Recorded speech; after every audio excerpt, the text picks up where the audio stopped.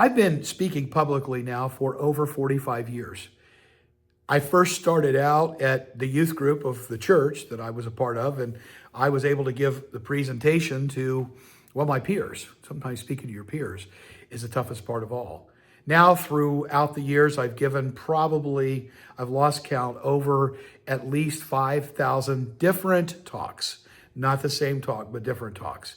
Everything from sermons to funerals to speeches, you name it, I've done it. One of the things that I trained myself to do early on was to speak extemporaneously. In other words, I never really worked from a script. Oh, there were detailed outlines but no full-blown scripts, and I never read from them. It was something that was just not done back when I was learning the whole process of public speaking. Extemporaneous was where it was at, and the only people that really read speeches were politicians, and often they were using teleprompters. But I was thinking this the other day. You would think that after 45 years that I would at least have this thing down, that I would know what the frameworks are that I would use to organize, that I wouldn't second guess what I was doing, that I maybe wouldn't struggle with it as much. Well, that's not true. Recently, very recently, I gave a talk that was part of a series that I was doing. That series has not been anything that's been overly difficult, hard to prepare for, but I decided that I wanted to do a lot more research. So I was doing a ton of research and I put it all together. In this case, I used a mind map, and then I brought it back to a full sentence outline. And then I reduced it down, as I've been doing for many, many years, to one page that now doesn't go on the podium. It is actually well exported into my Kindle app, and I have it right in front of me on the iPad when I'm toggling back and forth. But I don't have a podium in front of me.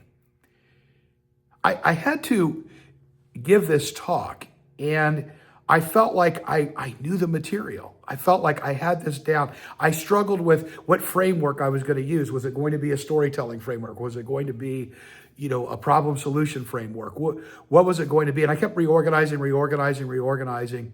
and then I did it. After it was over, I thought, that was horrible. That was like one of the worst talks I've ever given. 45 plus years later, I thought to myself, how do you mess that up that bad? In fact, as I was doing the presentation, I felt like I was literally trudging through quicksand.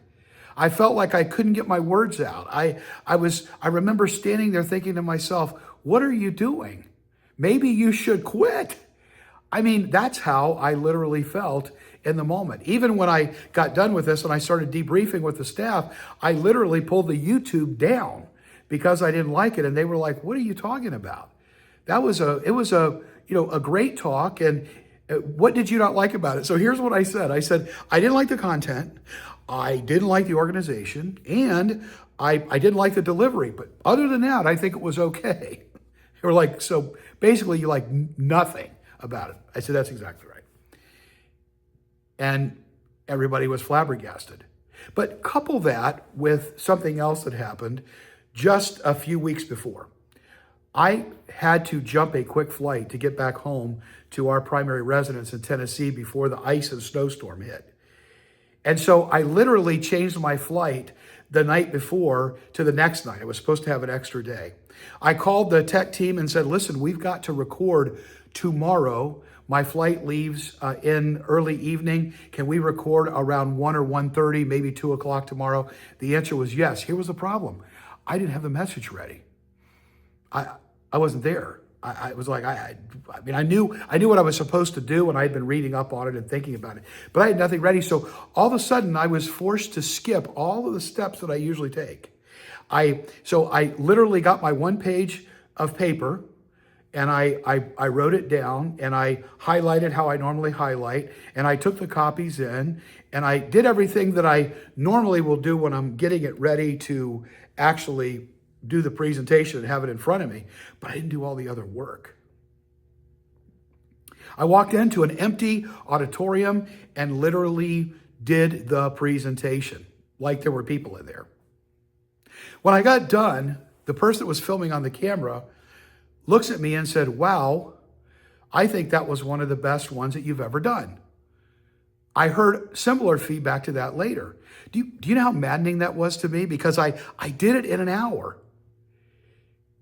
And so, was my problem overthinking? What is it?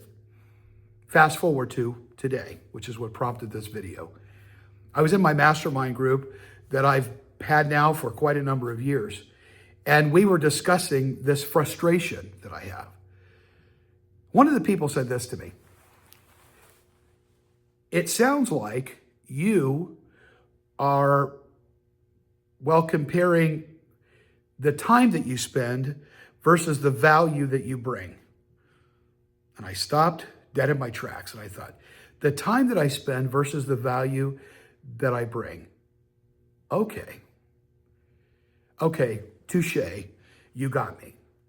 Because there's been thousands and thousands of hours of reading, thousands and thousands of hours of study, thousands and thousands of talks, things that I could right now on certain topics, if you ask me to give a presentation, I could probably do a fairly credible job on it right off the top of my head because of the knowledge that I have. And I realize that sometimes what's happening with me is I'm overthinking. And then I overthink after the fact. It's not that we shouldn't have good thinking go into our presentations. But if you have anything that you are doing, anything that is maybe your area of expertise, don't give up. Sometimes you're going to second guess yourself, and it's probably a good thing because maybe it'll help all of us to keep us from being arrogant, to keep us from thinking that we're a know-it-all. Because I can tell you that the older I get and the further along that I get, even though I know people say, well, you should know more, I feel like the older I get, the less I know and the more I need to learn.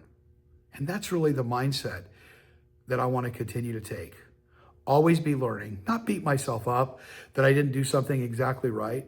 And understand too that sometimes others are going to have an entirely different perspective of what I've done than I have. My perspective for that talk that I didn't like could have been influenced by lack of sleep, by other stresses that were going on, and my adrenaline just took over and I did it. But sometimes we will second guess ourselves.